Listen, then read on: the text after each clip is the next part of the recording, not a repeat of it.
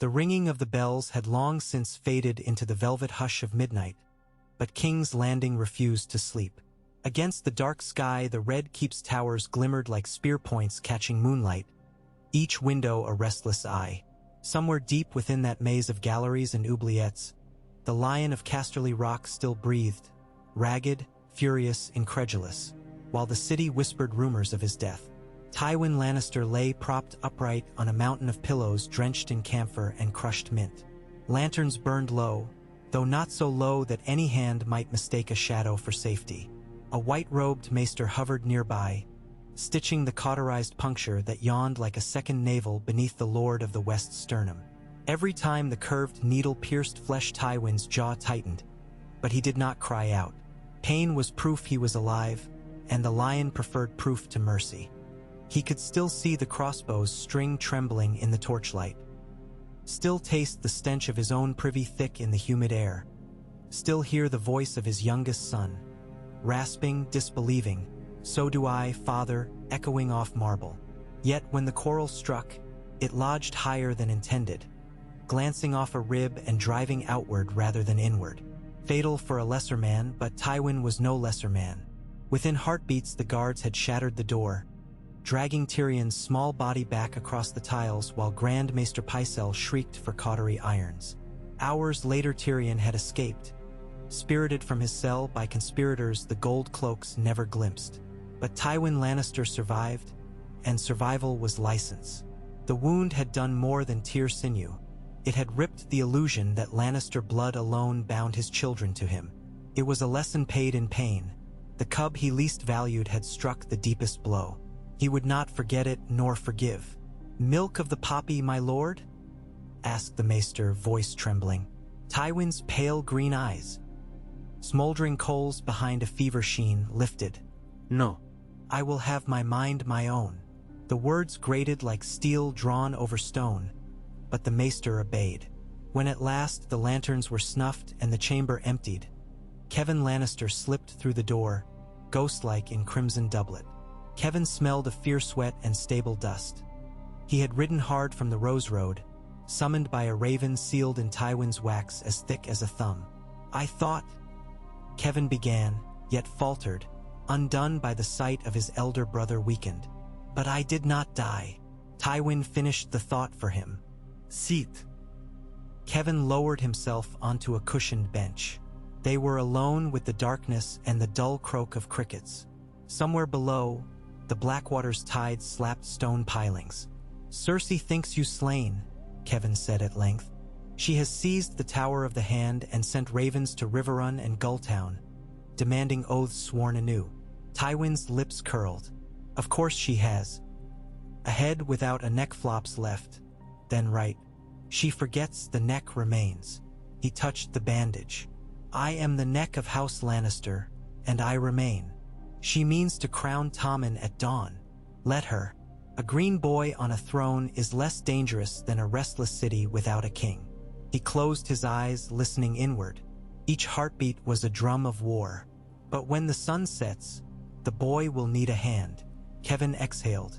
"You, for a time," Tywin allowed, "until the lion's roar carries from Dorne to the neck once more." He thought of Tyrion then, not with sorrow, for sorrow was weak wine, but with curiosity. Where would the dwarf run?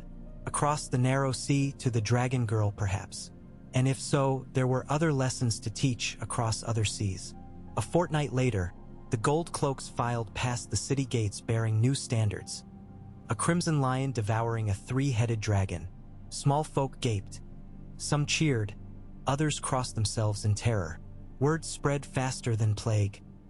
Lord Tywin lived, and he promised deliverance from the Targaryen scourge whispered of in sailors' taverns. On the painted table at Dragonstone, a silver-haired queen traced the pebble that marked Meereen. Plans flickered across her violet eyes. Ships to be built, alliances forged, a continent liberated. Yet in the candle's guttering flame she saw another shape, a lion's shadow looming across the narrow sea. "My queen?" Ser Barristan asked, gray beard trembling as he studied her face. But Daenerys Targaryen said nothing. Across leagues of summer wine and storm water she heard the roar. The game board had shifted. Pieces moved before she even crossed the sea. The old hand yet lived. King's Landing thrummed like a struck anvil. Under Tywin's command, forges spat sparks day and night, shaping scorpion bolts tipped with black steel quarried from the depth of Casterly mines. Grain barges from the Reach were rerouted to fill city granaries. Dornish oranges and arbor wines were seized for provisioning troops. The Tyrells chafed at the heavy hand upon their harvests. But Mace Tyrell had no stomach for revolt while his daughter wore the crown and his son danced attendance on Cersei's whims. Inside the Red Keep, the Queen Regent discovered her father's survival had not lessened his disdain. Tywin summoned her to the Hands Solar, once more his, and spoke in the cool, measured cadence of judgment. Your vanity wasted our victory on the Blackwater.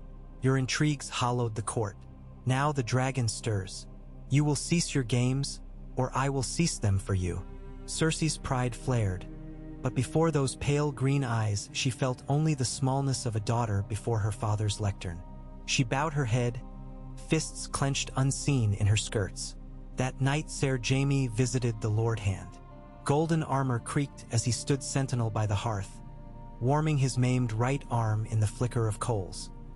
You live, Jaime said, voice an alloy of relief and resentment. Contrary to your hopes? Tywin inquired. I hoped for father, not the lion statue you've become. Statues endure, kings fall. Tywin's smile did not reach his eyes. When the girl with dragons lands, what will endure? Songs of love or walls of stone? Jaime shook his head. He thought of the Red Keep storerooms, already brimming with wildfire vials left by Ares. He despised the green fluid, yet could not forget what it had done to Stannis' fleet. I mean to prepare, Tywin continued. If you wish purpose beyond your Kingsguard vows, ride north at first light.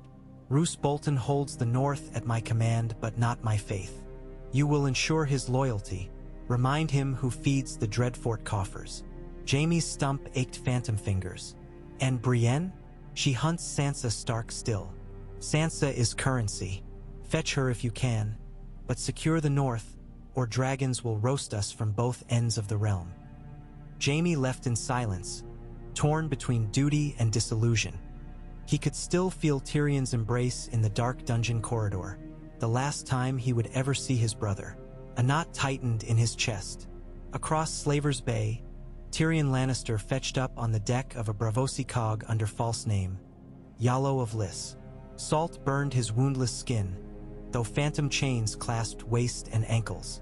The storm lantern swayed, revealing Lord Varys cloaked beside him, soft-footed as ever. You delivered me from death, Tyrion muttered, only to sail me toward dragons. Varys smiled thin as parchment. I would deliver you toward freedom. Westeros is lost to you.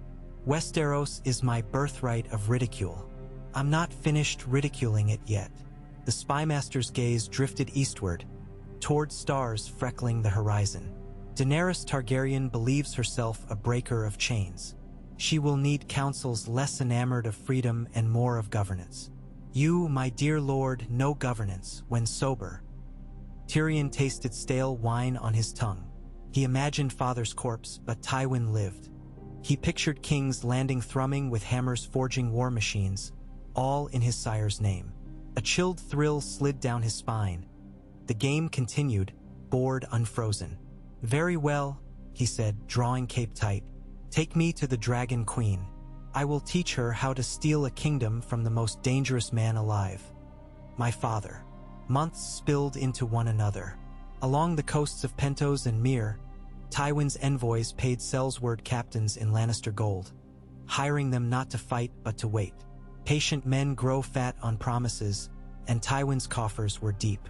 Each contract was a seed of dissent in the Dragon Queen's path. If she bid them march, they would weigh her coin against the lions and wonder which roared louder. Back in the capital, Grand Maester Pycelle brewed letters laced with honeyed assurances. Couriers rode to Dorne bearing treaties that offered Princess Myrcella as bride to Trystane within the year, provided Dorne supplied ships to patrol the narrow sea. The Martells sniffed at the bait, but snail-paced vengeance clouded their judgment. The letters sat unanswered, yet not destroyed. Tywin smiled. Indecision was its own ally. The wall loomed, white spine on winter's brow. In one frozen tower, Jon Snow read dispatches inked in Lannister red. Demands for more men southward, threats to strip Castle Black of grain. Between the parchment's lines, Jon read Tywin's mind. Keep the realm starved of oaths not sworn to him. The bastard felt bitterness coil. While southern lords bartered fleets, the true war pressed cold breath against the wall. But King Tommen's signature shivered beneath the hands. Ghost paced, silent as snowdrift. Jon scratched the direwolf's ear, whispering, "Lions and dragons, we're the meat." He sealed his own raven, pleading with Stannis at Storm's End for men and bread. The realm was a tapestry, each thread tugged by Tywin's unseen fingers. On a humid night in Meereen, Daenerys dreamt of her brother Rhaegar slain upon the trident. Not by Robert's hammer, but by a lion's jaws dripping wildfire. She woke gasping, skin slick. Outside, her dragons shrieked restlessly under chain. She could scarce quell flame inside stone. Yet across the sea a strategist stoked his forges. Ser Barristan entered when summoned. He found his queen standing at the window, silver hair damp against bare shoulders, eyes fixed on the horizon. "You have counseled patience," she said. "I fear I have listened too well. No fleet sails without wind, your grace, and the wind is not yet with us." She turned, resolve hardening. "Then we shall build wings." In Karth, charcoal courtyards echoed with the rasp of saws shaping cedar into curved dragon prows. Smiths hammered bronze plating. Tailors stitched crimson sails bearing three-headed sigils. It was whispered the mother of dragons paid thrice the worth of any shipwright, and within months a fleet swelled, sleek as serpents. Tyrion walked the decks, eyes shining with foxfire cunning. He oversaw ballista mounts situated to pivot toward sky, should Tywin's ravens deliver wildfire-laden kites. For every trap his father devised, he plotted 2 snares in reply. "We strike at Lannisport first," Tyrion advised Daenerys over maps lit by flickering lantern. "Burn his fleet while it slumbers. My lord father trusts in land walls and red wine sails from the Reach. He underestimates the sea." Daenerys listened, fingers brushing the map as though caressing fate. "And Casterly Rock? A fortress, not a heart. Sever fingers, then slice the wrist. King's Landing will bleed when its coffers burn." She tilted her head, studying the dwarf. "You hate him," she said softly. Tyrion met her eyes. "He made me hate myself. I simply learned where to aim the rest." Ravens crossed the sky like shards of midnight glass. Tywin broke each seal with surgical calm, reading reports of shipwrights in Karth, unsullied drilling in Meereen, a dwarf at the queen's right hand. His jaw clenched, but anger was a flare he smothered swiftly. "Better to bank the fire, use its heat. Inform Lord Hightower," he commanded Qyburn, who had replaced the disgraced Pycelle by royal decree. "Every pyromancer in Old Town will travel north a fortnight hence with all supplies. We will teach dragons to fear green flame. And the Iron Fleet, my lord? A kraken will clutch whatever coin we toss.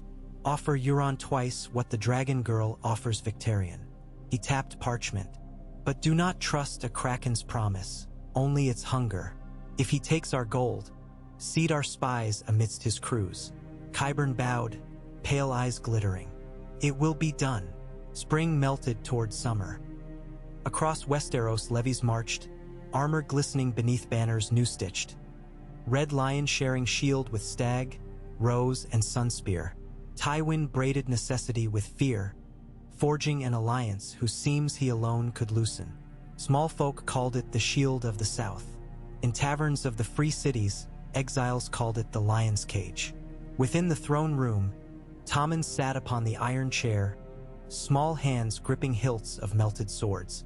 Marjorie Tyrell knelt to present a garland of winter roses, but Tywin watched from the shadows, counting the number of petals. Roses bloomed today could wilt tomorrow. Every vow had an expiry date. Later, alone in the black cells, Bronn of the Blackwater whistled as he wet a dagger's edge. Tywin stepped through the bars, cloaked in umber and scarlet. "You killed for my son once," the lion said.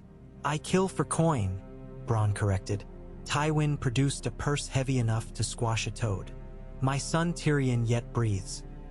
You will correct that oversight when he sets foot on Westerosi soil." Bronn weighed the purse. "How will I find him? Like a cockroach finds crumbs. Sniff the rot." Tywin's smile was the curve of a drawn bow. "He travels with the Dragon Queen. The dwarf will think himself safe amid noble causes.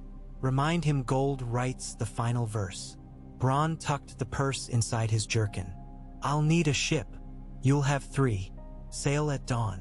At the edge of the sunset sea, Pike's basalt towers stabbed wind-torn clouds. Euron Greyjoy lounged upon a salt-bleached throne of driftwood, reading Tywin's letter aloud to his drowned priests. Promises of gold enough to drown the islands, of Lannister votes crowning Euron king of the Isles and the North when Bolton inevitably fell. Euron laughed, teeth white as fishbone. He signed the page in blood, then fed it to a brazier. "Prepare the silence," he told his crew. "We sail not to serve lions, but to hunt dragons." Far to the east, the Silver Queen's fleet flew across jade water. Sails billowed, oars dipped in rhythm. Dragons circled overhead, molten eyes reflecting sunburst. Tyrion stood beside Daenerys at prow, cloak snapping like a banner. He spoke of Westeros, its web of alliances, its river of gold coins, its pyromancers brewing nightmare fire. He warned that landing armies was not enough. Hearts must be won or broken. "I will break chains," Dany said. "My father builds heavier chains. Do not merely break them. Melt them into swords." She smiled, but Tyrion saw the worry beneath. Dragons grew larger each day, yet war grew larger still. Night fell. Under a canopy of stars, Tyrion penned a letter in cipher only Varys could unweave. He sent it with a raven bred in secret aboard a hidden coffer ship. The letter bore 3 words: "The game begins." On the wall, the first snows drifted early. Jon Snow watched white flakes kiss black stone, wondering if summer had ever truly come. A horn blast echoed. A lone rider approached from the south. The messenger pressed a sealed scroll into Jon's hand and fled. Jon read by torchlight, "Lannister gold for Night's Watch grain stores. Send men south or forfeit rations. Dragon threat imminent. Serve the realm." Jon spat into the brazier, flame hissing. "The realm," he growled, "forgets us until it needs blood." He penned refusal. When the raven launched north into freezing skies, Jon felt the first coil of rebellion tighten. If dragons and lions clashed, perhaps the Night's Watch would be left to die alone, unless he charted another path. In the Queen's expansive quarters aboard her flagship, Daenerys knelt beside a wooden box lined with velvet. When the lid rose, a single arrow lay within, coral of gold fletched in crimson. Tyrion stared, color draining. "My father's message," he whispered. Dany lifted the arrow. "A threat, a greeting," Tyrion exhaled. "He welcomes us to the game. Then we shall answer." She snapped the shaft across her knee, shards falling like splinters of the past. With fire, dragons roared overhead, sensing their mother's heart as storms brewed in their scales. First blood fell at the stepstones. The Iron Fleet swept from the gloom, black sails blotting dawn. Euron's silence, prow carved as a screaming kraken, rammed Dany's vanguard galley, splintering hull. Greyjoy reavers leapt aboard, axes slashing. But above, Drogon dove wings fanning gales. Black flame poured, turning tarred decks into pyres. Iron men screamed, flesh melting inside mail. Euron only laughed, arms outstretched among ashes, until wind forced Drogon aloft. Tyrion, aboard the Queen's hand, watched the sea ignite. "Dragons can burn ships, but not the sea itself," he muttered. "My father will learn from this." He ordered signal horns. The fleet wheeled, drawing iron ships into a crescent where ballistia waited. Bolts hissed, masts snapped. The silence listed aflame but unbroken. Euron vanished in smoke. When the sun fell, half of Dany's escort was in ruins. Yet a corridor through the stepstones had been carved. The fleet limped onward into Blackwater Bay. Tywin stood upon the ramparts of King's Landing, cloak whipping, gaze fixed on the horizon where sails would soon blossom. Around him bristled scorpions of new design, their steel arms ratcheting under teams of Oxheart brothers. Below, pyromancers in green robes lined cauldrons along the walls. "You have done all you can," Kevin said at his side. "One can never do all one can," Tywin replied. "There is always more." Silence stretched. Somewhere a baby cried, oblivious to history shuddering into shape. Kevin swallowed. "If we prevail, will peace follow?" Tywin's laugh was soft, almost kind. "Peace is the dream of children. We trade blood for breath, nothing more." He turned, descending stairs toward the Red Keep. Night would soon drown the world in starless dark, but Tywin Lannister no longer feared the dark. He had faced it on a privy floor and bent it to his will. The Blackwater gleamed green in moonlight. Wildfire fissures rippled beneath its surface, ready to ignite at Spark's kiss. Tyrion felt their heat from the prow of a swift skimmer. He remembered another night, another battle, shouts of halfmen, ringing as he charged pontoon bridges. The scars under beard bristled at memory. He spat overboard. Father laces the river itself. Cunning, cruel. Grey worms stood near, unsullied helm catching starlight. "What is the order?" "We land south of the city walls before dawn. Take the Tourney grounds, no wildfire there. Build trebuchets. Send my father his own fire back."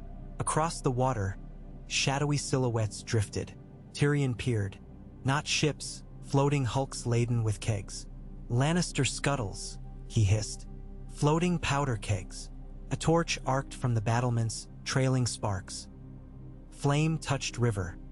The Blackwater erupted, a serpent of green fire writhing, devouring hulks, skiffs, ungs. Screams rose as men leapt, flesh catching like dry parchment. Tyrion shouted orders. Oarsmen heaved, fleeing from the inferno's edge. Drogon answered his rider's whistle, diving, wings hammering heat aside. Dragonflame met wildfire. Colors clashed, a kaleidoscope of death painting the night. From the city walls, Tywin watched the sky alight with hues of malachite and obsidian. For a heartbeat, even he felt awe. Then he turned, issuing commands. Archers to low parapets, scorpions to the mud gate, red wine galleys to block retreat. Each piece moved. The board shrank to one square, King's Landing or ashes. As dawn peeled back darkness, a smoky sun blinked through haze. On the devastated Tourney grounds, Daenerys strode among rows of unsullied kneeling in reverence. Ash flecked her hair, turning silver to charcoal. She raised her voice. "They would burn their own river to stop us. They would scorch the world. Today we show them whose fire truly reigns." A roar answered. Not human, but draconic. Drogon, Regal, and Viserion wheeled overhead, shadows of apocalypse. Behind Daenerys, Tyrion approached bearing a blackened helm shaped like a dragon's skull. "For you, your grace," he said. "No arrow shall find your brow." She accepted, eyes shining. "And your father?" Tyrion drew a long breath. "He'll be watching from the tallest tower. He likes a good view. Then let us give him spectacle." The battle for King's Landing unfurled like a crimson banner across pages of fate. Trebuchets sang from Tourney grounds, hurling barrels of pitch and chain break into the city's outer walls. Scorpions snapped upward, their bolts streaking toward dragons. Drogon banked, fire belching, towers crumpled. But a single bolt, barbed and moonsilver, pierced his left wing. The black beast shrieked, spiraling. On the rampart, Tywin lowered a spyglass, lips pressed thin. He signaled Qyburn, "Release the chain." From the flea-bottom gate, iron links rattled as a monstrous harpoon launcher wheeled forward. The lion's fong. Its bolt head glowed emerald, wildfire glass fused to steel. Atop a nearby roof, Arya Stark, new-blooded faceless whisper, watched, heart hammering. This was not her battle, yet vengeance thrummed. Lannisters on every side, dragons overhead. She knocked needle to crossbow, a sliver next to lion's fang. Yet destiny turned on slivers. The harpoon loosed. Time slowed. Emerald bolt streaked upward toward Daenerys astride Drogon's sagging form. Arya's coral flew, impossibly small, striking the bolt mid-flight. Shattered, shards of wildfire scattering harmless. Tyrion, jaw slack, saw a shadow dart across shingles. A girl, wolfish. He smiled despite carnage. Chaos bred unlikely allies. Yet the lion's fang reloaded. Tyrion sprinted toward the siege line, mind racing for counter-move. He seized a torch from a fallen shield-bearer, hurled it into a barrel of lion-painted wildfire at the launcher's base. Flames whooshed skyward, loaders scattered. The second bolt launch skewed, veering into a granary within city walls. Explosion tore grain silos. A mushroom of fire roared. King's Landing began to burn from within. Tywin atop rampart felt bricks shudder. He clenched, railing. If the city must burn to save the realm, so be it. But another roar shook him. Crowd roar, not dragons. Small folk surging in panic, trampling gold cloaks, storming gates. He turned to Ser Adam Marbrand. Disperse them. With what men remain? Marbrand gestured at flaming streets. Tywin's eyes narrowed. Then kill 500. The rest will flee. In the dungeons below, Cersei paced before a stone crib where Princess Shireen, hostage of the crown, slept fitfully. Wildfire's green glow seeped through arrow slits. Father will burn us all, Cersei whispered. She recalled Ares, his pyromancers, his mania. Is this how madness begins? In calculation dressed as necessity? Outside, footsteps thundered. Jaime burst through, armor smoke-stained. Cersei, we must leave. The Red Keep stores, they're lighting. Cersei clutched Shireen's hand. Father ordered. I don't care. Jaime seized her shoulder. Help me or stay. But the girl comes. Steel met wildfire in corridors as Lannister guardsmen clashed with Kingsguard loyal to Tywin's last order. Protect the keep at all cost. Jaime's sword, one-handed, cut a path. They reached a postern gate overlooking Blackwater Cliffs where Brienne waited with saddled destriers, vow burning in blue eyes, to save innocence, always. The sun reached zenith. Dragonfire met wildfire across every quarter. Smoke choked lungs, tears stung eyes. Yet Daenerys breasted the wall on Drogon's wounded back, landing within the Red Keep's upper courtyard. Flames licked marble like serpents. She dismounted, unsullied, forming shield wall behind. Through shattered archways she strode, seeking the throne room. Tywin awaited, flanked by Kevan and a phalanx of gold-cloaked veterans. His breastplate glimmered crimson, bandage hidden beneath. Daenerys of House Targaryen, he announced, as if hosting a parley, not a massacre. You stand in the seat of Robert Baratheon, who toppled your line. You bring dragons, yet you will find only ash. Dany's eyes blazed. I bring justice. Justice. Tywin's voice carried dust of amusement. A word tyrants utter when they covet thrones. She advanced. Kneel and live. I knelt once, to no man, woman, or god. Tywin drew a longsword. A lion bends for nothing. Blades clashed. Though aged and wounded, Tywin fought like a storm trout in narrow rapids. Footwork honed on iron-sharp mountain passes. Dany parried with a rack looted from Meereen's fighting pits, sparks flying. Each stroke was echo of history. Targaryen seeking to reclaim, Lannister refusing to yield. At first Tywin drove her back, ferocity compensating for failing breath. But wounds slowed him. Dany's youth and dragon steel edge chipped his guard. She feinted, slashed thigh. Kevan lunged between, blade ringing, only to fall beneath Grey Worm's spear. Tywin, staggering, locked eyes with Daenerys. Break the wheel, he rasped. You merely replace its spokes with your own bones. She answered with a thrust through his cuirass, into the wound Tyrion's quarrel first carved. Tywin gasped once, then slid to knees. Blood seeped black onto marble. Outside, bells tolled. This time no one ordered them. The Lion of Casterly Rock toppled, helm clanging. Daenerys lowered sword. The wheel shatters today. Tyrion found his father's body before moonrise. The throne room was quiet. Ash drifted like gray snow. He knelt, touching iron-gray hair damp with blood. The face seemed smaller in death, stripped of command. "I thought killing you would free me," Tyrion whispered. "Yet freedom tastes of ashes." He closed Tywin's eyes, stood, and turned toward the Iron Throne. Flames flickered in its melted steel, reflections of dragons roosting on scorched spires. Dany waited there, crownless still. "We have won the city," she said.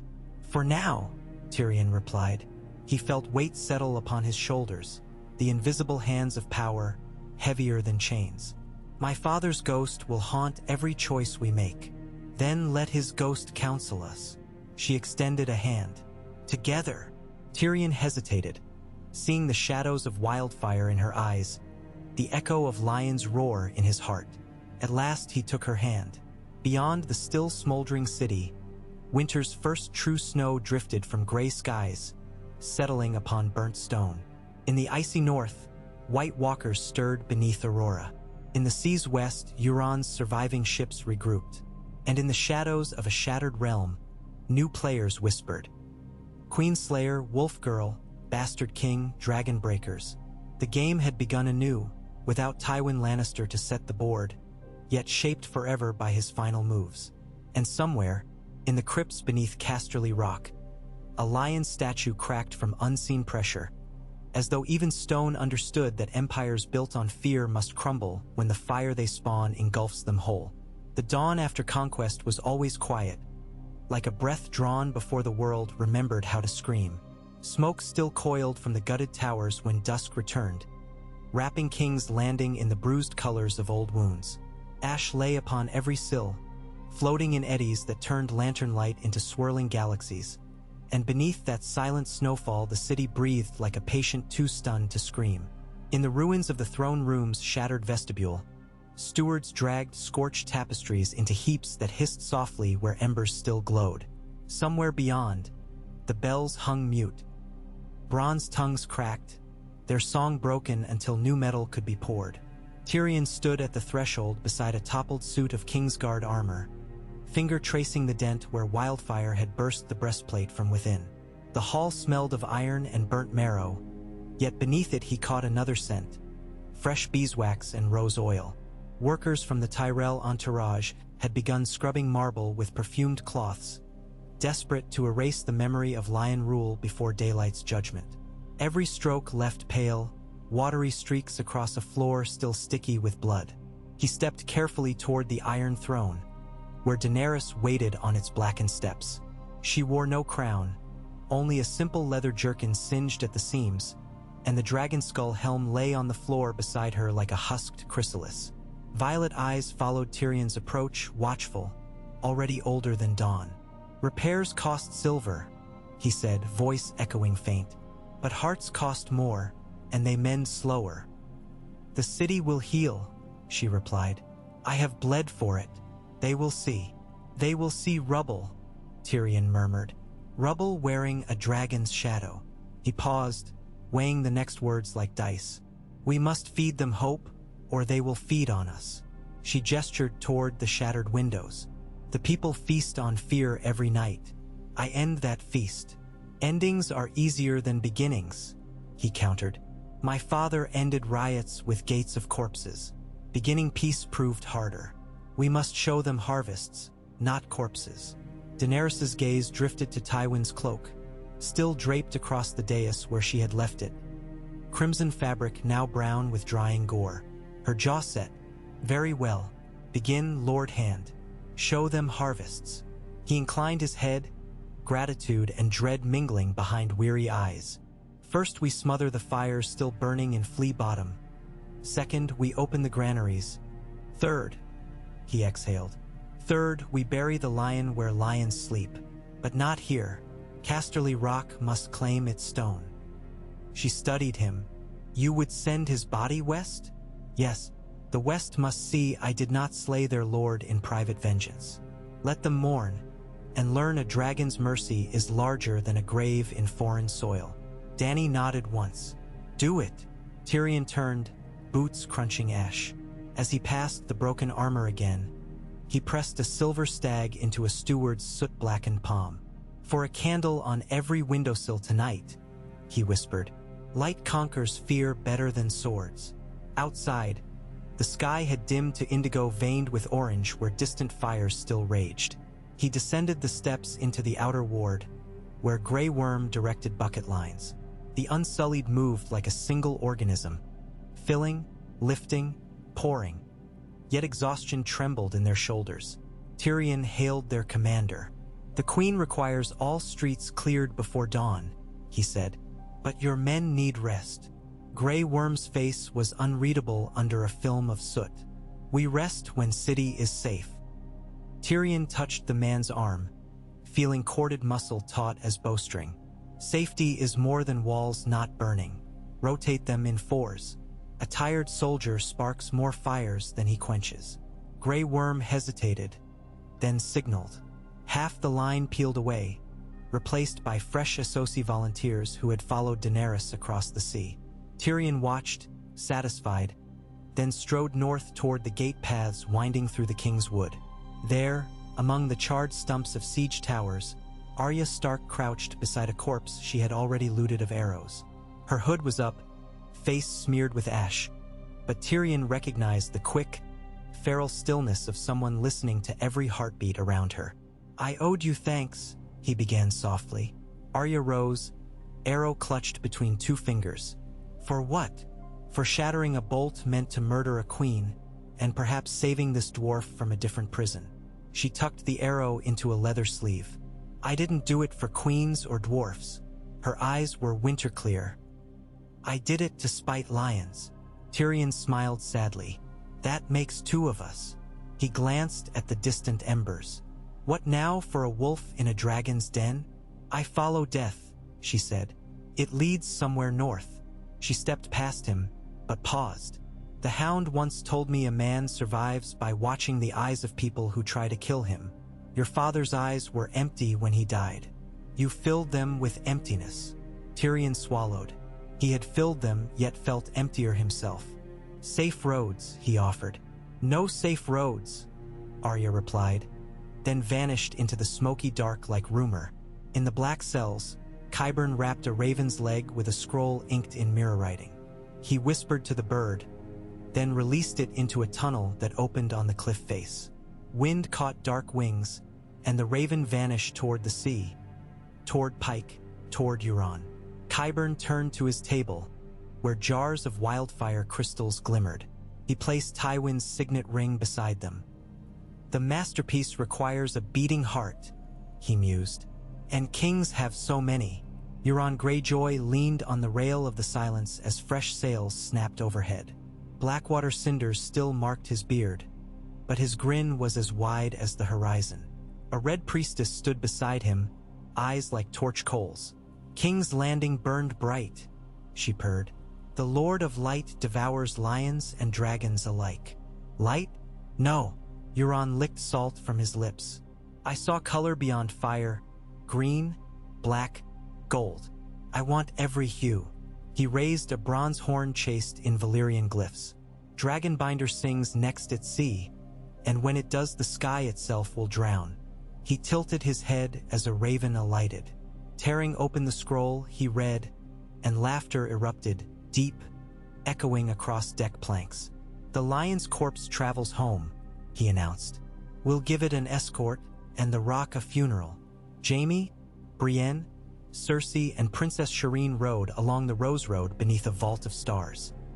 Two of Lord Tarly's deserters trailed far behind, sworn to secrecy. Brienne carried Shireen before her, the child bundled in a thick cloak embroidered with Baratheon's stag. Cersei's jaw clenched at every jostle, but she lacked sword, crown, or army. Silent fury was all she owned. They halted at an abandoned holdfast whose sigil had been scratched from its gate. Inside, torchlight flickered on cobweb tapestry. Jaime eased Shireen onto a straw mattress and pressed a wineskin to her lips. She drank, coughing. Cersei spoke at last, voice raw. Why save Stannis' whelp? Jaime met her gaze, eyes shadowed. Because she's innocent, and because I'm tired of killing children for thrones. The words hung heavy. Cersei looked away, finding no retort that wasn't sagging with old graves. Brienne knelt by the fire ring. Winter moves south, she warned. We need shelter before snows trap the roads. Jaime nodded. The closest stone stronghold is Golden Grove. Lord Rowan may still honor guest right. If not, we press to Horn Hill. Cersei's laugh was brittle glass. You think Randall Tarly will open gates for Lannisters fleeing their own city? Perhaps not for Lannisters, Jaime said quietly, but for a smuggled princess worth every claim to legitimacy. He touched the stag clasp at Shireen's cloak. Baratheons still command loyalty. Cersei's expression curdled. My Tommen is king. Is he? Jaime's voice cracked. Or is he merely the last pawn Tywin set before he died? Cersei rose, fists trembling. Our father built this realm. He built cages, Jaime shot back. Now dragons perch upon them, and the bars melt. Silence consumed the room until only Shireen's shallow breathing remained. Brienne added kindling. Flames rose, chasing shadows across stone. Whatever we were, Jaime whispered, we are something else tonight. Let's decide what. In the Maester Citadel at Old Town, Samwell Tarly threaded book-lined corridors with a parchment inked in green wax. Archmesters huddled under a flickering chandelier, arguing over the authenticity of ravens reporting dragons, wildfire, and the fall of Tywin Lannister. The crown lies, one sneered. The faith lies, grumbled another. Sam cleared his throat. Dragons do not lie, he said, surprising even himself. They turned, robes rustling like irritated owls. And you are? The conclave chairman demanded. Samwell Tarly, maester in training. I have stood beside one, north of the wall. They exist. He lifted the parchment. More pressing. The dead walk again. The long night stirs while you debate ink. Laughter fluttered, but a few faces paled. Sam placed fresh pages compiled from Castle Black Ravens onto the table, charts of missing rangers, frozen bodies, white blue eyes. Scorn me, he said, voice trembling yet firm, but forge new chains. The realm will need every link. Then he turned and left, heart pounding, certain that tiny ripples could widen into storms. North of the wall, hard snow hissed beneath Jon Snow's boots. He stood atop the Frostfang's ridge, watching an aurora ripple green and violet like slit dragon belly across midnight. Beside him, Tormund Giantsbane planted an obsidian spear into drift. Your letters speak of southern squabbles, Tormund said. Lions dead, dragons born. None of it matters if cold wins. I know. Jon's breath plumed silver. But a realm united behind a dragon queen could send men, food, fire. Tormund grunted. Could, or could burn everything fighting itself. You trust Southrons too much. Jon's gaze lowered to the haunted forest where shadows moved. I trust Daenerys less than I trust Tywin's ghost, and I trust that ghost to do one thing, haunt the living. A horn blast wailed faint across distance. Jon stiffened. Rider approaching the gate. Stay. By the time he reached Castle Black's courtyard, hoarfrost covered the stones like lace. The gate creaked, admitting a lone figure half-collapsed in saddle. Melisandre, scarlet robes torn, mouth chapped with cold. She slid into his arms. The king is dead, she whispered, eyes reflecting torch glow like dying coals. Jon steadied her. Stannis, killed by snow and steel on the banks of the Boar's Hollow. She clutched his sleeve. But another king rises, one of ice. She shivered. Only fire can meet him. Jon swallowed despair. How many men survived? Few. The fires we lit guided the dead. Her voice cracked. I saw their commander, horned crown of ice. Jon felt Ghost's presence behind him, white fur bristling. Gather what's left. We'll stand on this wall even if the south crumbles. Melisandre's gaze sharpened. The south will send fire. I've seen it. a dragon's breath upon snow. She pressed a chilled hand to his chest. And you stand between. A casterly rock, the sea crashed mournful chords. Red sails bearing the lion. And Heartcloth escorted a black barge carrying Tywin's bier. Kevin Lannister, gaunt from grief and travel, stood sentinel as waves slapped hull timbers. In the cliffside dock, a small honor guard assembled. Yet overhead, another banner approached, a kraken upon midnight sail. Horns blared, crossbows lifted. Euron Greyjoy's silence glided closer, its figurehead dripping sea foam like frothing blood. Kevin's eyes widened. He signaled retreat, but the kraken's ram struck stone pier, caving planks. Ironborn swung across gaps, axes flashing. Euron landed amid the honor guard, cloak billowing. He pulled off a salt-drenched helm, revealing black hair stuck to his brow. "I heard the lion sleeps tonight," he crowed. "Thought I'd bring a lullaby." Kevin drew steel, but age slowed his stance. Euron's curved blade flicked, blood-painted ballast. The coffin slid from moorings, crashing into surf where hungry waves claimed it. Euron votjet tyvines kasket sink. "Even the drowned god bows to me." He turned to his men. "Strip the rock bare. Its gold will buy dragons, or slaves to build ships to hunt them." Far above, bells at Casterly's keep began to ring, but they were not calls to prayer. They were funeral dirges for a house whose paw no longer protected its cubs. Tyrion felt the shock like a physical shove when ravens arrived. The rock sacked, Kevin slain, Tywin's body lost. He paced the newly cleaned small council chamber, where sunlight slanted across the table exactly as it had in his father's day, though the seats now held strangers. Varys returned from hiding, Marjorie Tyrell sat representing her house, and 2 Dornish envoys flanked Prince Trystane, their eyes cool as oiled steel. "The west is aflame," Marjorie said, fingertips steepled. "Ironborn occupy Lannisport, levy gold, and press inland. Peasants flee east." Dornish envoy Obara Sand allowed a faint smile. "Lions always feared water. Now they drown in it." Tyrion's fist slammed the table. "Enough. Euron Greyjoy cannot be allowed such spoils. Every gold bar he melts is a sword turned against us." Marjorie asked, "How do we strike?" "The royal fleet burned." Varys spoke. "Sell sails from Lys gather under a pirate named Salador San. He owes Stannis coin, but coin owned by the dead spends poorly. Perhaps the queen buys his loyalty." Tyrion nodded. "Send him half now, half when the silence sinks." Obara tapped dagger on her boot. "Dorne will lend spears." He turned. "And ships. We prefer sand to salt. Then send sand. March west across the reach. Pin Ironborn against coast." Marjorie's brow arched. "You order Tyrell lands marched across?" Tyrion sighed. "Forgive me, I ask." He met her gaze. "The Reach stands to lose its harvests if Greyjoy raids inland.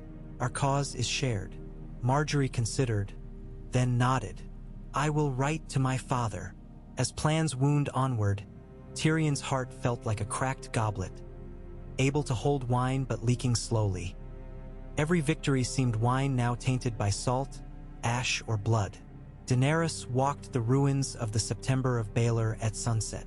The once grand dome was now a jagged cage of ribs, stained glass shards twinkling among weeds. She knelt before a wide fissure where wildfire had burst upward, revealing buried catacombs. There, among broken statues of the Seven, she found torches lit by someone before her. She followed, footsteps echoing, until heat brushed her cheek. An underground forge, ancient and forgotten. A lone figure hammered iron upon an anvil. Gendry, bastard of Baratheon blood. He looked up, sweat carving rivers through soot. "Queen," he grunted. "Smith," she replied. He plunged metal into coals. "I mend what others break. Seems I'll never lack work." She circled, studying rows of blades cooling in troughs. Some bore swirling ripples of Valyrian pattern. "Dragon steel, forge old chains, fold them thrice. Quench in oil, repeat." He shrugged. A trick learned from Tobomot. Her eyes widened.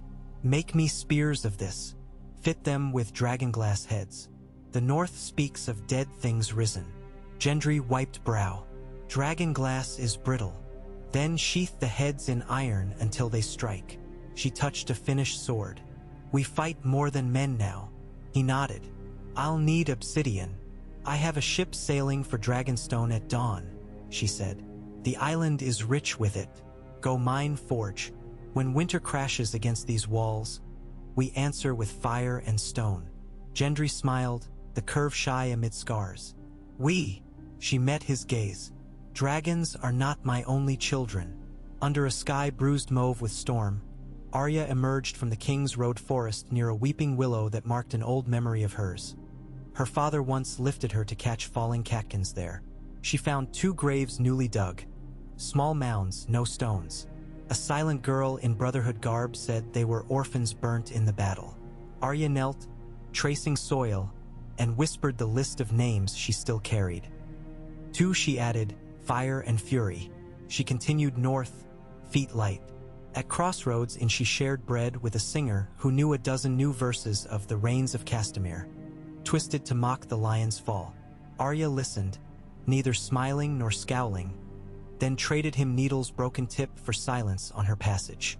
She rode at dawn on a piebald mare, heading for Harrenhal, for rumors said the castle now served as a gathering point for all uprooted by war.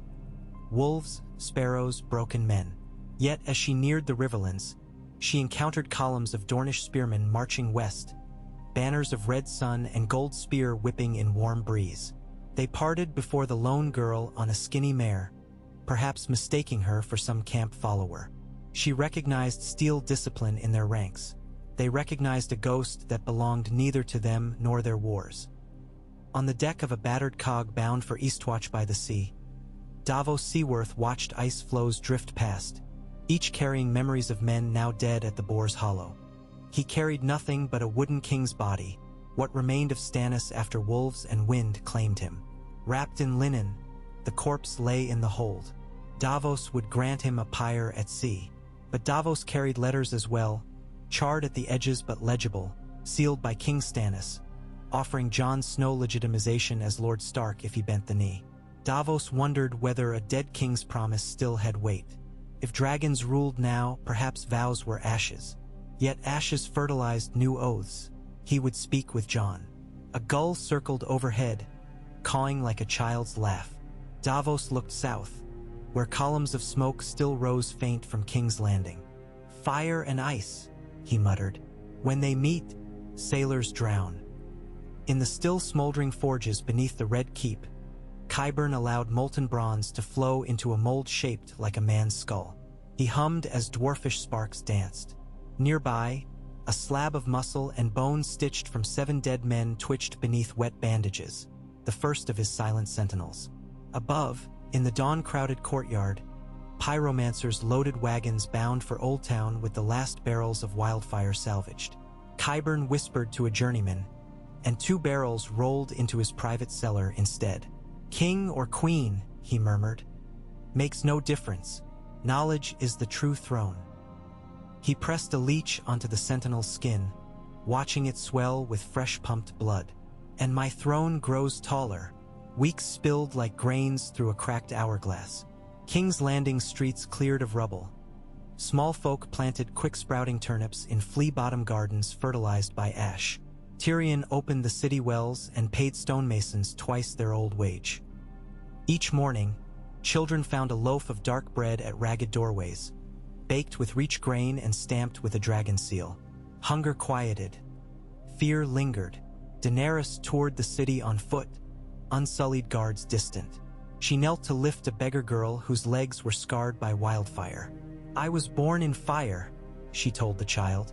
So I know it burns long after flames fade. But water cools. She poured river water upon the scars. The girl smiled shy. On rooftops, word spread. The Silver Queen walks among us, unafraid. But rumors spread too, that the queen had unleashed plague by opening granaries, that she slept with demons, that her dragons demanded virgin sacrifice. Every lie wore just enough truth to last the walk from market to tavern. Tyrion countered with mummers performing plays that mocked Tywin's corpse sinking beneath kraken waves. But satire could not drown fear. He needed symbols. One dawn he climbed the hill of Visenya with builders and planted a great pole of black oak. From its peak unfurled a banner never before stitched. Red lion crossed by silver dragon, beneath them a broken wheel. Not conquest, he declared to the crowd gathering, but concord. Some cheered, others spat. He bowed anyway, because politics is theater and every theater needs applause even if half is jeers. In the north, snow fell so thick it muffled words. Jon Snow stood on the wall's dizzying parapet beside Ed Tollett, now Lord Commander after Jon rode south as emissary. But tonight Jon returned through the tunnel, face wind-burned, accompanied by Davos and Melisandre. Inside the council chamber, Jon unfurled parchment bearing Daenerys' seal, an agreement pledging dragonglass shipments, grain, and dragons in northern skies, to be exchanged for fealty and recognition of the crown's rule. It squinted.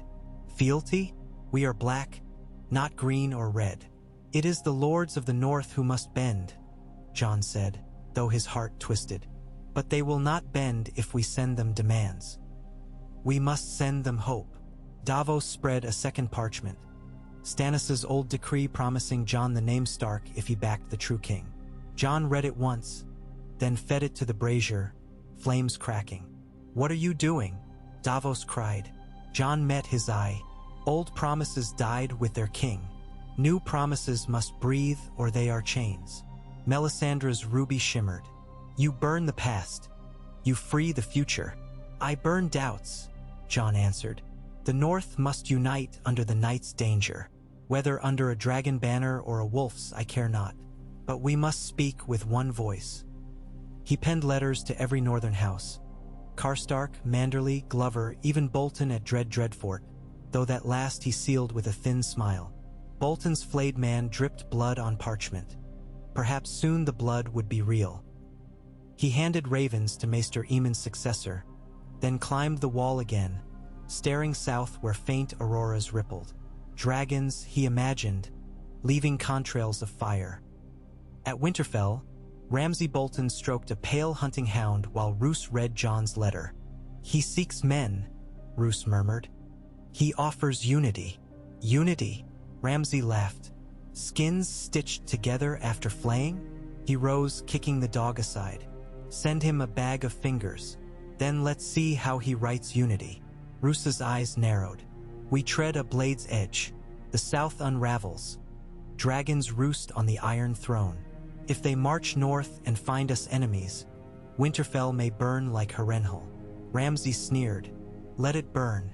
I'll roast marsh hens on Dragonfire. Roose's voice chilled further. Your childish cruelties risk extinction. He folded the letter. I will send a measured reply, offering provisional support if the crown recognizes our rule. Ramsay slammed dagger into table. No letters. We send fear. Roose studied his son, the bastard legitimized, the rabid dog unleashed too often. He considered, briefly, slitting Ramsay's throat while he slept. Yet power clung even to poison. Very well, he said instead. We will hunt fear, but we will leash it. Beyond the narrow sea, deep in the smoking scar of Valyria, a lone skiff rowed by masked sailors approached a black promontory. They disembarked carrying chests of obsidian for queenly wars, but the captain paused at a basalt column etched with old tongue. Here roars the doom eternal, he spat. Doom was a tale told to frighten orphans. Yet in the cavernous ruin, something stirred. Wings like sails, scales dull with dust, an eye opening after centuries. It smelled men's warmth and remembered hunger. The world awakened dragons twice, but Valyria had many lairs. The first snows dusted rooftops of King's Landing when the Dornish relief columns returned from the Reach driving herds of cattle and wagons of grain. Small folk cheered the unfamiliar Sunspear banners as if they were their own, for full bellies blurred heraldry. But cheers faded abruptly when a massive corpse was rolled through mud gate upon an iron cart. A kraken man stripped to the waist, chest pierced by 3 spears, lips sewn shut with chain. Sailors gathered behind Tyrell and Martell guards shouting victory. On the corpse's back, flayed into flesh, were the words, "The silence speaks no more." Tyrion strode forward, eyes wide. Euron. "No," declared Obarasand. "His brother Victarion. He led a raid on Tumbleton. We caught him on the Mander." Tyrion exhaled. "A corpse buys quiet seas, but Euron still lives." Daenerys emerged, cloak billowing in cold breeze. She stared at the body without triumph. "Take him to the gutters. No more spectacles of meat." Obara's nostrils flared, but she obeyed. Tyrion offered a flask of spiced wine. Dany refused. They walked the ramparts together, clouds blowing across a pale sun. "You worry," she said. "My whole life is worry." He sipped. "But yes, Euron will redouble cunning. He hunts dragons with a horn said to twist their will." Her brow furrowed. "Can such a thing exist?" "In stories. Yet stories grow teeth." He leaned on the parapet. "If he captures one of your children." "He will not." Her fingers tightened on stone. "They are my heart. Fathers feel thus," Tyrion said, surprising them both. "But sons still strike them. We prepare for impossibles." He turned. "Come spring, build watchposts along the coast. Net them with pitch-soaked rope to tangle sails. Place mirrors to signal drakes by sunlight." She studied him. "Mirrors?" He shrugged. "Even dragons need directions." She laughed. A sound rare in these days, crystalline, momentary. "You dream like a painter. I dream like a drunk." He drained the flask. "But drunks sometimes prophesy between hiccups." Far inland, Lady Olenna Tyrell convened a secret supper in a glasshouse west of Highgarden. Roses climbed lattices overhead, blooming despite deepening chill. Marjorie arrived unescorted, slipping past guards with the confidence of a queen who learned to walk without footfalls. Olenna poured honeyed wine. "The dragon girl sits my granddaughter on a throne of knives," she said, "and expects thanks."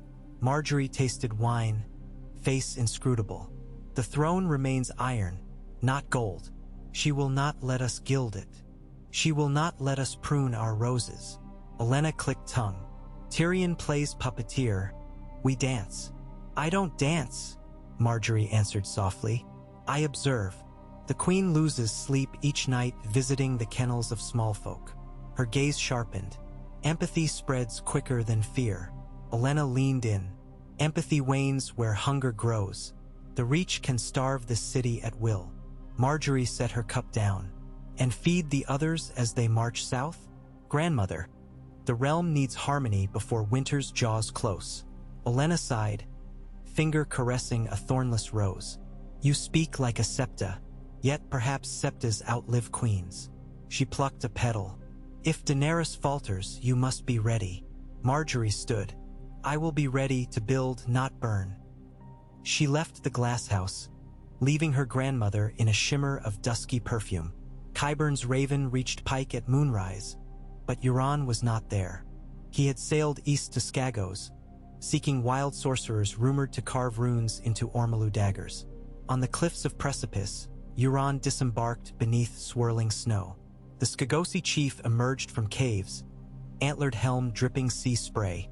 "You bring blood," the chief intoned. "I bring worlds," Euron replied, hoisting a chest containing Tywin's signet and wildfire crystals. "Teach me to bind storm and shadow. I'll give you iron beyond count." The chief's grin cracked frost. "Storm and shadow cost more than iron. Then I pay with screams." He drew curved blade, severing the ear of his own first mate. The man howled, blood spattered. The chief's eyes gleamed. "So begins payment," the Skagosi said, gesturing him into the cavern where rituals older than first men still pulsed in icy earth. At dawn, ravens departed King's Landing bearing sealed messages to every corner. Proclamations of amnesty for Stormlander rebels, decrees granting the Faith permission to rebuild the September under oversight, invitations to Northern Lords to attend a Council of Union come spring, offers of fair trade to the Iron Bank of Bravos exchanging debts forgiven for investments in grain shipping. Tyrion penned until fingers cramped, sealing each with wax bearing a broken wheel. He paused over the last parchment, a letter to Jaime, whose whereabouts were unknown. Ink hovered above blank lines. At last he wrote simply, "Brother, the game never ended. Yet one of us must stop moving pieces long enough to remember why it began. Come home, whatever that means now." He hesitated over the closing, then wrote, "T." He sealed it with half the wax, leaving lion and dragon both imperfectly pressed, like a coin misstruck. On the shores near Dragonstone, Gendry supervised laborers prying obsidian from cliffs. Among them toiled freedmen from Meereen, Stormlanders who refused Lannister rule, even a few wildlings seeking purpose. Black shards piled like midnight snow. Gendry smashed lumps, sorting by purity. A horn sounded. A galley arrived bearing Jon Snow, Davos, and a guard of Night's Watch archers. Jon disembarked, eyeing crates of dragonglass. Gendry wiped hands. "You're the bastard who rowed me across Blackwater years ago," he said, surprised. Jon's smile was thin. "And you the smith I thought dead." They clasped arms. Jon explained the walkers, the walls cracking ice, the need for every arrow tipped with obsidian. Gendry nodded toward his forges. "I mold arrowheads by the score, but a sword of dragonglass fused with Valyrian steel, now that could hew a Walker King." Jon's eyes flashed. "Can it be done? With dragon fire to fuse layers?" Gendry gestured skyward, where Regal soared. "We have heat enough." They walked to the forge mouth, where molten lava glowed. Gendry selected a bar of Valyrian-patterned steel, then sprinkled powdered obsidian over it. When dragon breath meets metal, the layers weld. Jon rolled up sleeves. "Teach me. A sword forged together may forge the realm." Night blanketed Westeros. In King's Landing, Daenerys sat alone in the Tower of Maegor, writing names on a scrap of parchment. Allies, foes, those in between. Her hand paused on Cersei Lannister, alive but vanished. She underlined the name. Some ghosts were more dangerous than living foes. A soft knock. Missandei entered bearing a tray of steaming tea flavored with basil. "My queen, the eastern winds carry frost. Winter arrives." "Let it come," Dany whispered. She gazed out at the dark river where torches marked ferryboats. "I have burned to reach this shore. Fire welcomes ice, and ice tempers fire." Missandei poured tea. "Your people gather in the dragon pit tomorrow to hear your words. I will speak of futures." Dany accepted the cup. "No thrones of skulls, no chains, no wheels. But change breeds fear." Missandei smiled softly. "Storms fade, seeds sprout. Fear can nourish courage."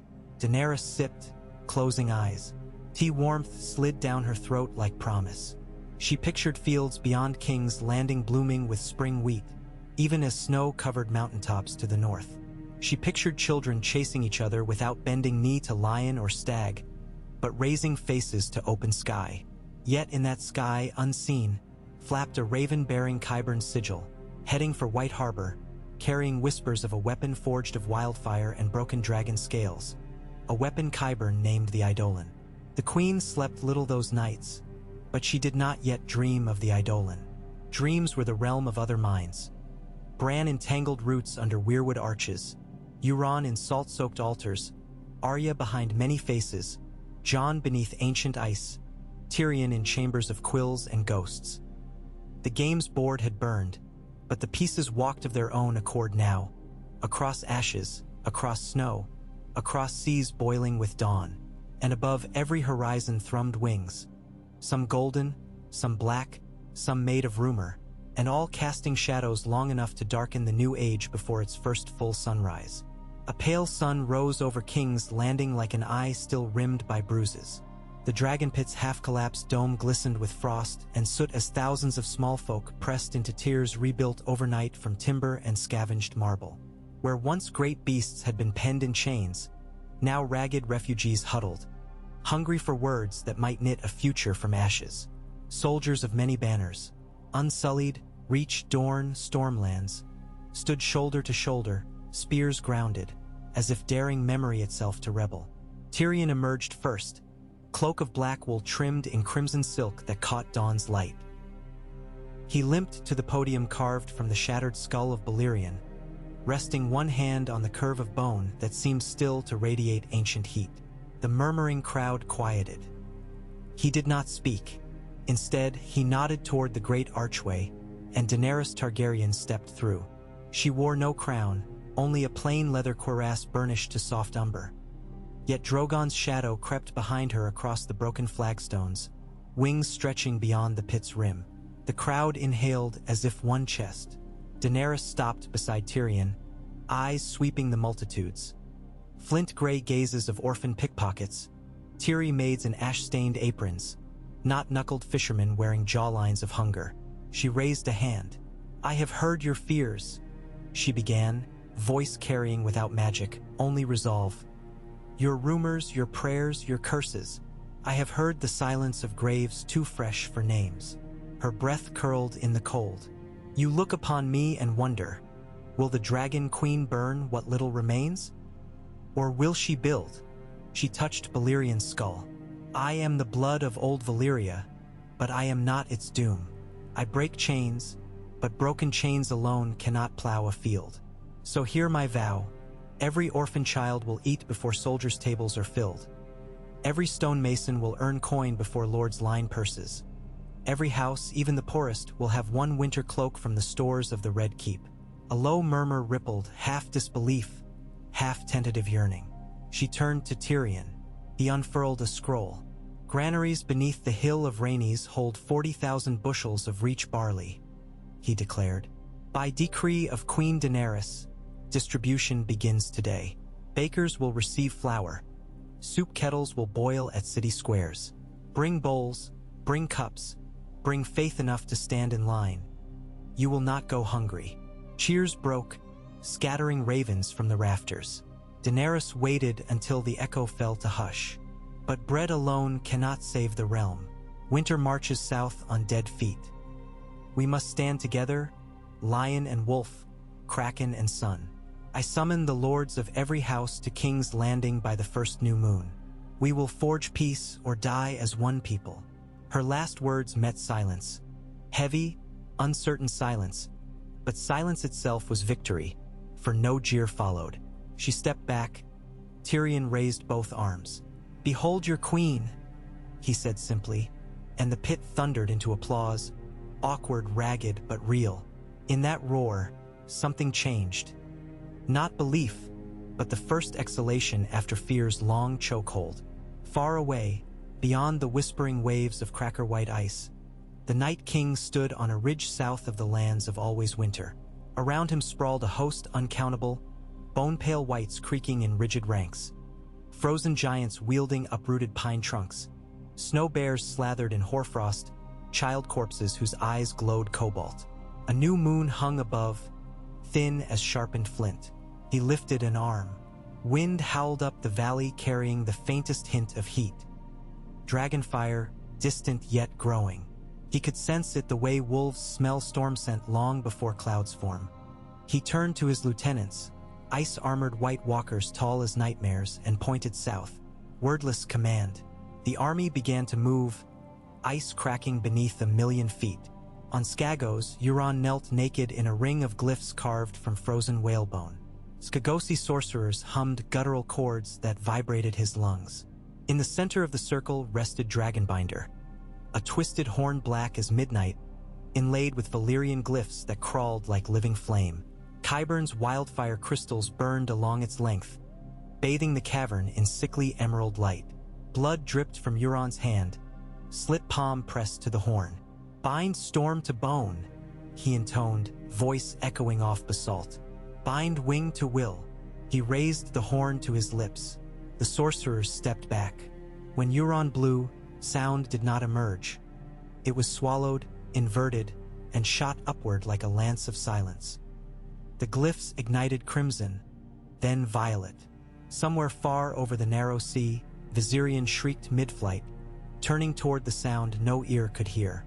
The Skagosi chief coughed blood. 2 sorcerers collapsed. Euron lowered the horn, chest heaving. Veins throbbed black at his neck. "Fetch my armor," he whispered. "A dragon comes."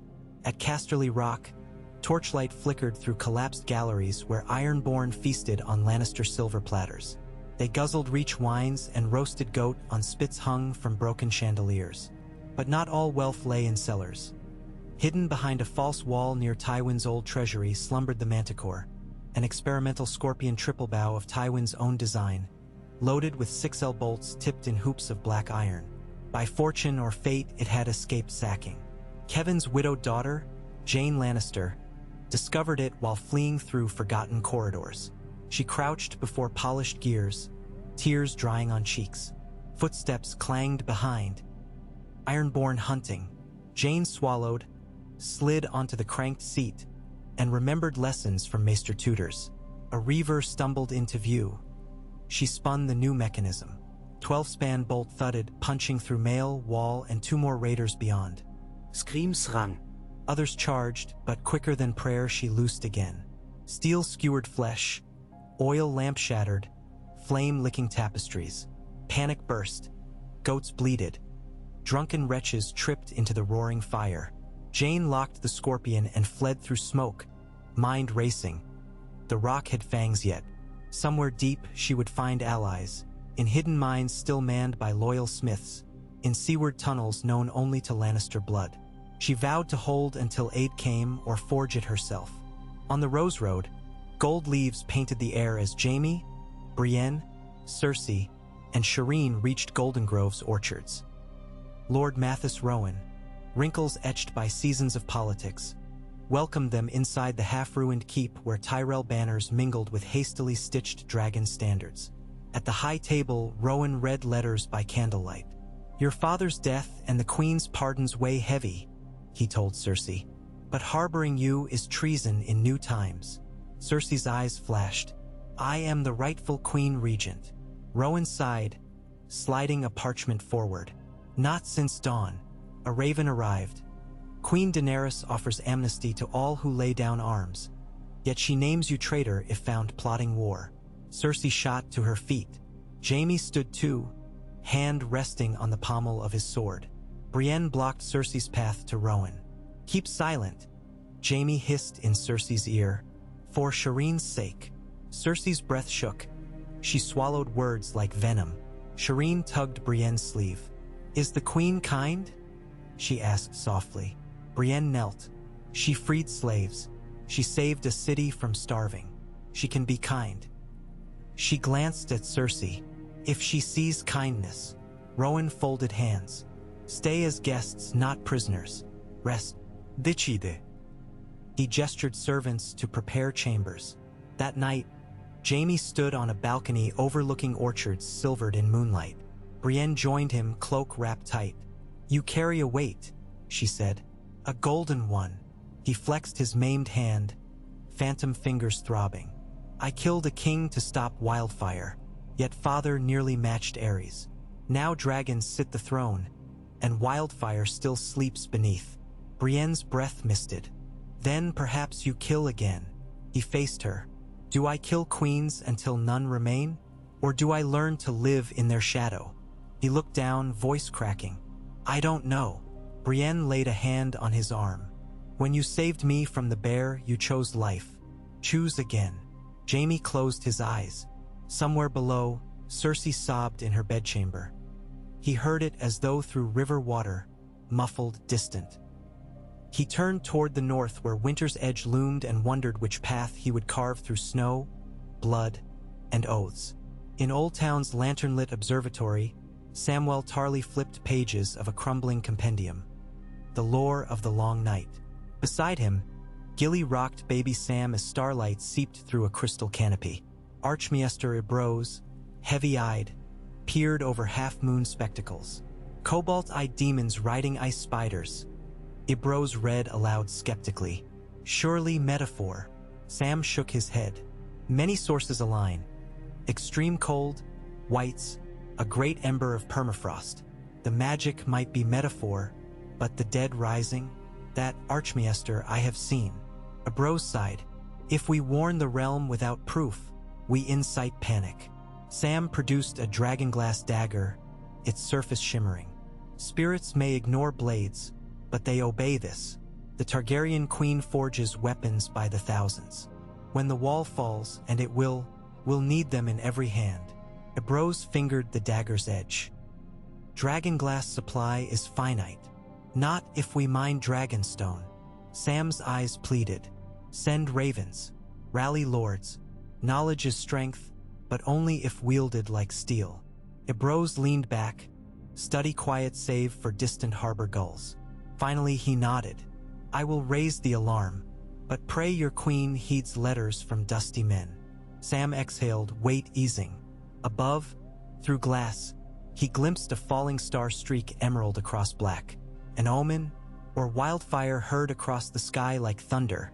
In the dungeons beneath the Red Keep, Qyburn attached a final copper thread to the neck of his sentinel.